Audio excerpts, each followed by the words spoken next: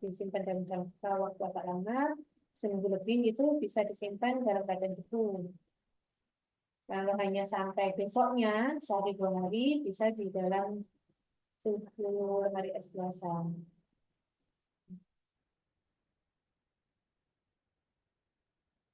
Ini kursor saya terlihat ya?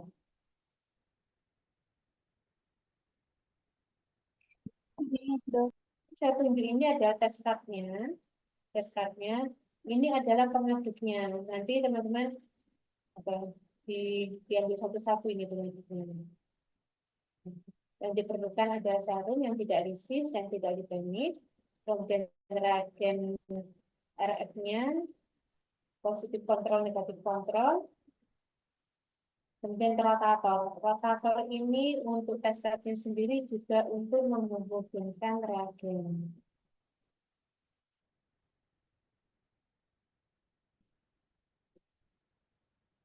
Tadi kan sudah saya jelaskan bahwa baik reagen maupun serum sebelum dilakukan pemeriksaan, maka harus dibiarkan sampai mencapai suhu ruang yaitu antara 18 sampai 30 derajat Celcius. Kemudian reagennya dihomogenkan baik secara manual maupun memakai vortex atau rotator. Kemudian sampel diambil sebanyak 50 mikroliter dan ditambahkan selain sampel kan harus ada kontra positif, kontra negatif. Jadi paling tidak ada 3 circle. Circle pertama adalah sampelnya sebanyak 50 mikroliter. Kemudian 2 circle lainnya adalah untuk kontra positif dan kontra negatif. Kemudian ditambahkan 1 tetes reagen di masing-masing circle tersebut. Kemudian dicampur pakai sirernya. Ini pakai pengaduknya ini, nanti teman-teman ambil satu-satu. Diaduk sampai dilebarkan sampai batas lingkarannya. Sampai batas lingkaran ini. Setelah itu, setelah rata sampai memenuhi lingkaran di dalam karpetnya, maka ditaruh di rotator selama 2 menit. Diamati apakah ada aglutinasi atau tidak. Bila pengamatannya setelah 2 menit itu segera dilihat secara makroskopis ya, apakah ada aglutinasi atau tidak. Karena bila lebih dari 2 menit, maka bisa terjadi positif palsu akibat reagen yang mengering. Apabila positif kontrol dan negatif kontrol tidak menghasilkan hal yang diharapkan, kalau positif kontrol kemudian positif, negatif harusnya negatif. Bila tidak seperti itu hasilnya, maka kemungkinan hasil yang dari tes itu bisa invalid. Jadi yang harus dicek adalah apakah reagennya ini tidak kadaluarsa, apakah penyimpanannya ini benar, apakah prosedurnya sudah dilakukan dengan benar. Oke, sampai di sini apa ada yang mau ditanyakan?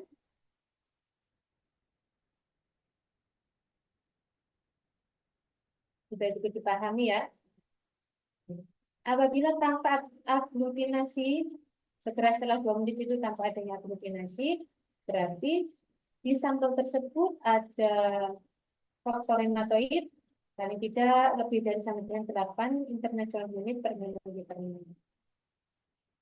Bisa dipahami ya.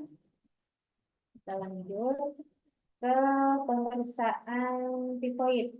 Yang pertama adalah pemeriksaan dengan cara Widal slide. Namanya slide berarti yang dipakai adalah objek gelas. Ini alat tembakannya. Tetap serum yang dipakai. Jadi nanti serumnya teman-teman bisa dipakai berulang kali. Kemudian objek gelas, mikropipet, dilutip, pengaduknya bisa tusuk gigi atau apa-apa ada pengaduknya saya lupa. Kadang ada reagen yang sudah ada bawaan untuk pengaduknya, ada yang tidak. Kalau tidak ada bawaan untuk pengaduknya, maka pakai tusuk gigi. Kemudian itu yang diperlukan dalam mikroskop dan rotator. Karena ya rotator untuk membandingkan reagennya, serta ketika sampel dan reagennya ditambahkan, maka harus di rotator dulu. Perbandingan awal yang dikerjakan itu dimulai dari 1:20, yaitu setara serumnya yang dipakai adalah sebanyak 80 mikroliter. Kalau positif, kalau masih positif di sini, positif artinya ada aglutinasi, maka dilanjutkan dengan pengenceran 1:40. Sampel yang dipakai adalah 40 mikroliter. Apabila masih positif, maka dilanjutkan dengan perbandingan 1:80. Sampel yang diperlukan, saring yang diperlukan sebanyak 20 mikroliter. Apabila masih positif di sini, maka dilanjutkan ke 1/160. Sampel yang diperlukan 10 mikroliter. Oke. Terus bagaimana menentukan titernya? Titer yang dihasilkan adalah di perbandingan ini, perbandingan terakhir yang masih menunjukkan adanya aglutinasi. Misalnya, pada titer 100/80 atau 1:80, ini masih ada aglutinasi.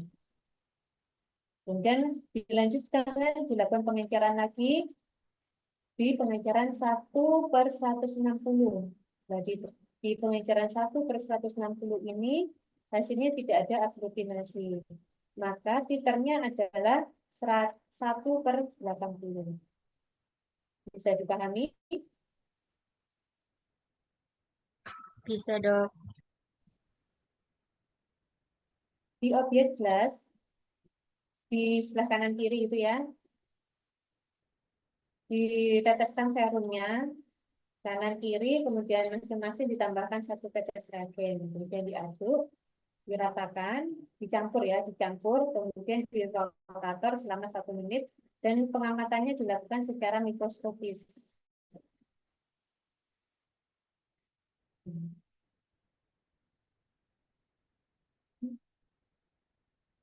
Gambar yang atas ini menunjukkan adanya aglutinasi, dan yang bawah menunjukkan negatif atau non reaktif, tidak ada aglutinasi. Bisa dipahami ya dengan udah slide ya. Nanti kalau pengenceran berarti pakai slide baru lagi. Selanjutnya tentang Tudex TF, sama ini tujuannya untuk mendeteksi adanya penyakit tifoid. Ini adalah bahan-bahan yang diperlukan, sampelnya sama berupa serum. Reagennya ada brown reagen, ada blue reagen, ada kontrol positif, kontrol negatif. Nanti apa ya, taknya itu bentuknya seperti ini. Tapi ada 6. Ada 6, ini sampai 6. Yang pertama adalah penambahan brown reagent sebanyak 45 mikroliter, kemudian ditambahkan sampelnya sejumlah volume yang sama, dihomogenkan dengan cara di pipet ya, dikeluarkan di hisap dikeluarkan, kemudian diinkubasi selama 2 menit. Karena satu strip ini ada 6 sumuran seperti ini, maka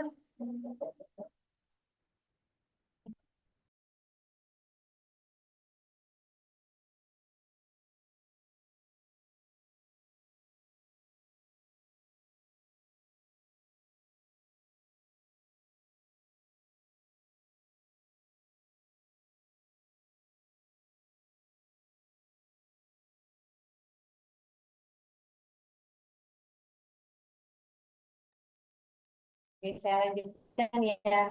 Karena satu strip itu ada 6 sumuran, jadi dalam satu sumuran itu cukup ada satu kontrol positif, satu kontrol negatif.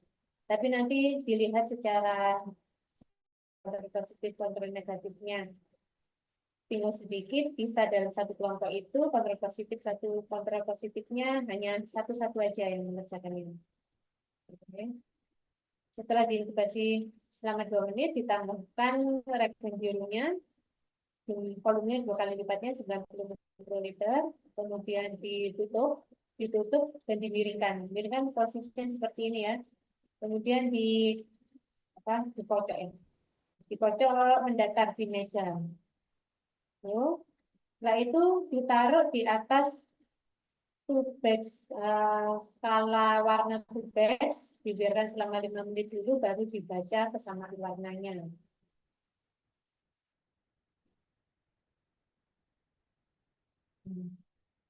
Ini adalah skala warna dari tubex.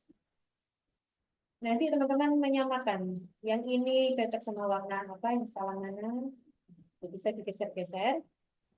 Disebut positif apabila skalanya mulai dari skala 4 ke atas. Skala 4 ke atas berarti positif, skala 2 ke bawah berarti negatif.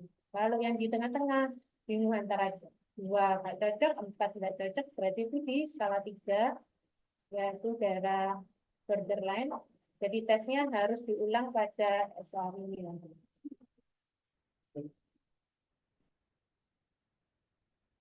Sampai di sini ada yang mau ditanyakan? Belum, dokter. Sudah cukup jelas? Jelas, dok.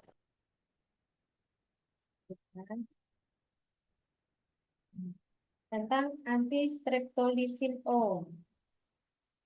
Jadi, streptolisin O, antigen streptolisin O ini berasal dari Streptococcus hemolyticus grup A, C, maupun G.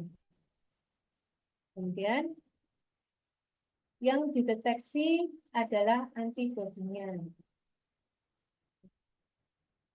Jadi, reagennya berisi apa dulu? Dengan tujuannya mendeteksi antibodi terhadap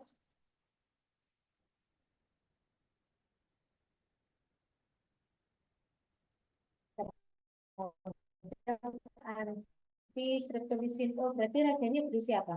Antigen.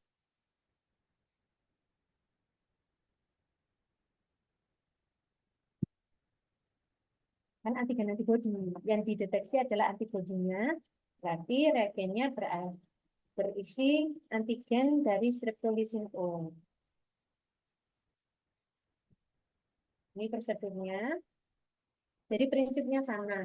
Reagen kan disimpan di dalam lemari es. Jadi setiap akan melakukan pemeriksaan, reagen harus dibiarkan dulu sampai mencapai suhu ruang. Kemudian peraturan kedua itu harus dihomogenkan, baik secara manual maupun menggunakan vortex atau rotator. Di pemeriksaan ASO ini, sampel yang diperlukan sebanyak 50 mikro. Tetap sama, harus ada kontrol positif maupun kontrol negatif. Ini memakai cup test juga. Cup testnya berbeda. Setelah penambahan sampel dan kontrol pada masing-masing sirkelnya itu, lingkarannya, kemudian diteteskan 1 tetes reagen.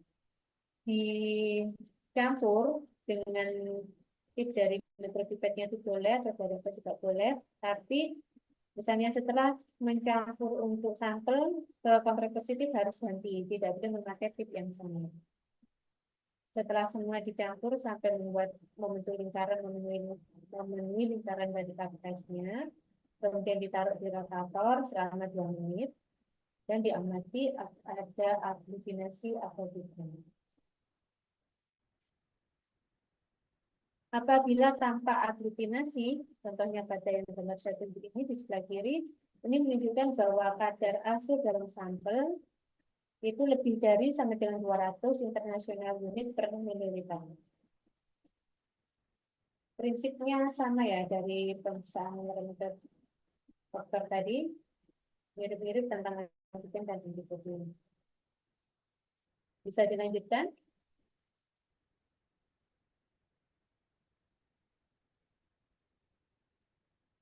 Bisa, dok. Sekarang kita ke jenis-jenis pemeriksaan untuk mendeteksi penyakit sifilis. Di tes untuk pemeriksaan sifilis ini ada 2 jenis, ada pemeriksaan yang non-treponemal dan pemeriksaan yang treponemal.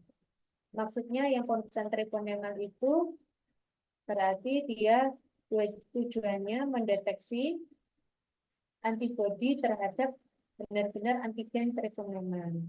Sedangkan yang tes non-treponema yang dideteksi adalah antibodi terhadap suatu materi yang mirip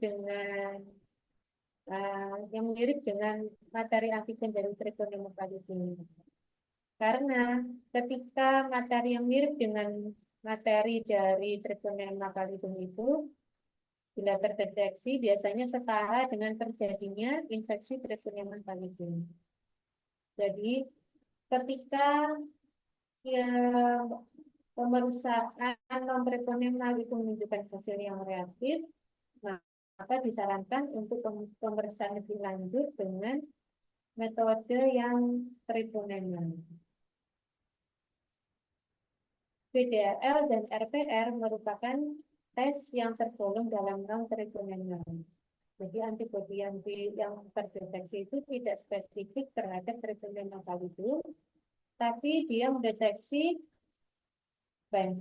treponema pallidum ketika menginfeksi, maka dia akan merusak organ tersebut sehingga lipidnya berubah materinya.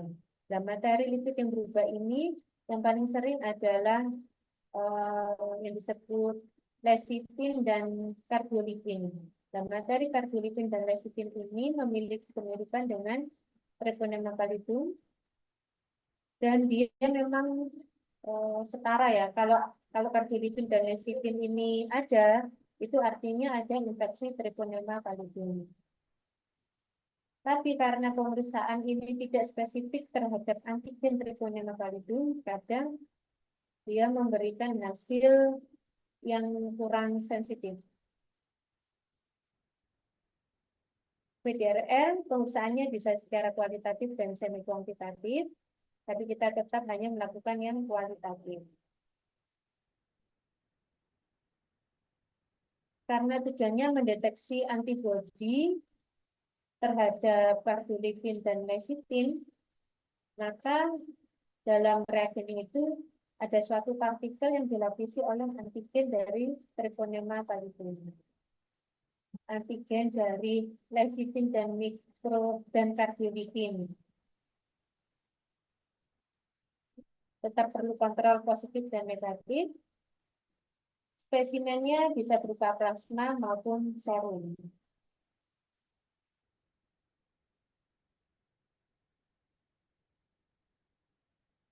Harapannya, apabila reagen dicampur dengan plasma atau serum yang ada antibodi terhadap kardiolipin maupun lecitin, maka akan terjadi agglutinasi. Artinya, kemungkinan besar ada infeksi treponema pallidum. Sampel yang diperlukan sebanyak 50 mikroliter, kemudian diratakan di area lingkaran. Langsung ditetesi 20 mikroliter reagen, tidak perlu dicampurkan lagi. Tadi kan sampelnya diratakan di seluruh lingkaran. Setelah itu, di atasnya diteteskan 20 mikroliter reagen, tapi tidak perlu diratakan, tapi langsung di rotator selama 8 menit. Selanjutnya diamati apakah ada agglutinasi atau tidak.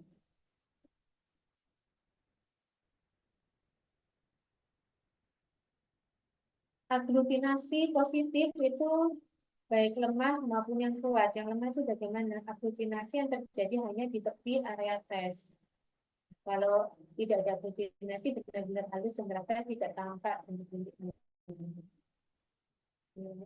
Jika hasilnya reaktif, tetap disarankan berkelanjutan terhadap antibodi spesifik terhadap treponema pallidum. Tes non-treponema lainnya adalah RPR atau rapid plasma reagin. Pemeriksaannya sampling sama ya, serum atau plasma. Kita melakukan pemeriksaan secara kualitatif. Reagennya adalah antigen yang ditimbulkan akibat infeksi treponema pallidum, yaitu kardiolipin dan lecitin. Ada kontrol positif dan kontrol negatif. Tetap harus dihomogenkan dulu reagennya. Volume sampel yang diperlukan sama ya, 50 mikroliter. Ada positif kontrol, negatif kontrol. Kemudian ditambahkan masing-masing satu tetes reagen dan diratakan selama 8 menit. Dilihat apakah ada aglutinasi atau tidak.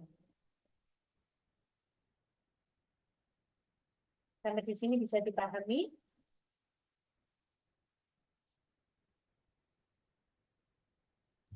Bisa dok. Kita lanjut ke PPHA. PPHA ini termasuk tes yang treponema. Jadi memang mendeteksi antibodi yang spesifik terhadap treponema pallidum.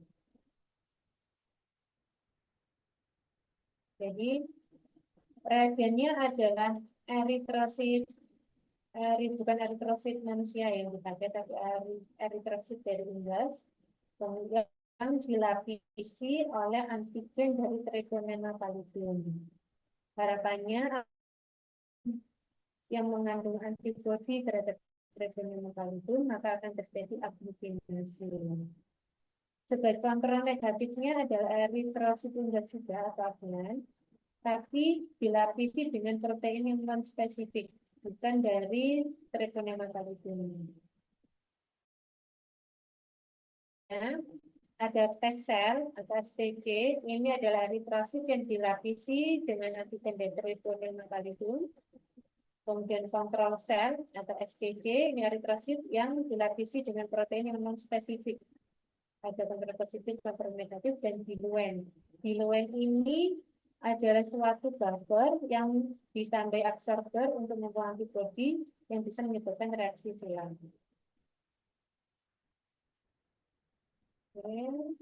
Prinsipnya sama, semua reagen maupun sampel yang akan dilakukan pemeriksaan dibiarkan dulu sampai mencapai suhu ruang.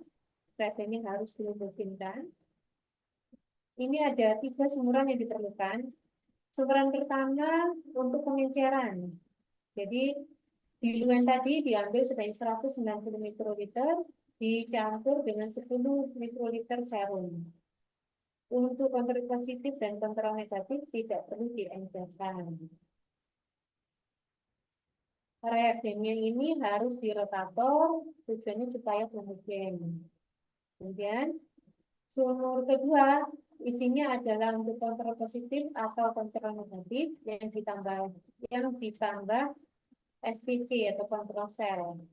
Sumur ketiga, sampel yang tadi ini menjadi sumber 1 diambil sebanyak 25 mikroliter, kemudian ditambahkan STC atau tes sel.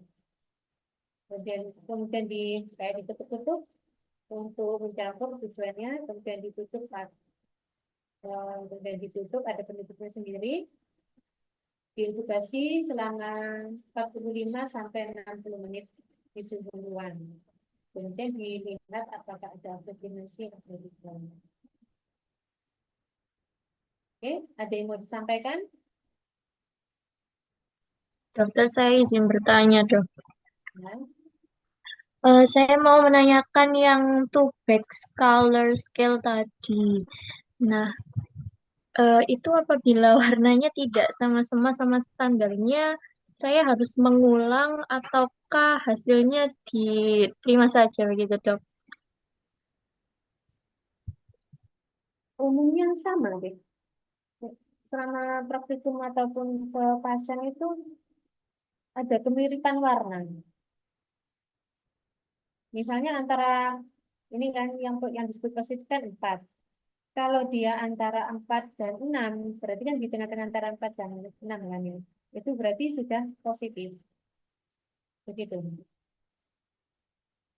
Kalau memang benar-benar beda, bisa jadi karena keliru ini ya, yang harusnya 45 mikro itu ground reagent, mungkin keliru yang blue reagent. Kalau memang benar-benar berbeda, harusnya diulang. Jadi harus diperhatikan benar apa dulu yang dimasukkan. Baik, Dok. Ada lagi?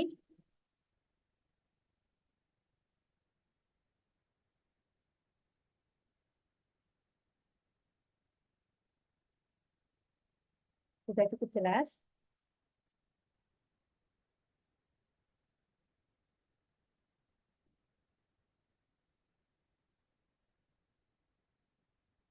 Kalau sudah cukup jelas, saya cukupkan ya. Terima kasih atas perhatiannya. Wassalamualaikum warahmatullahi wabarakatuh. Waalaikumsalam Salam warahmatullahi warahmatullahi Masih, wabarakatuh. Dok. Masih, Dok.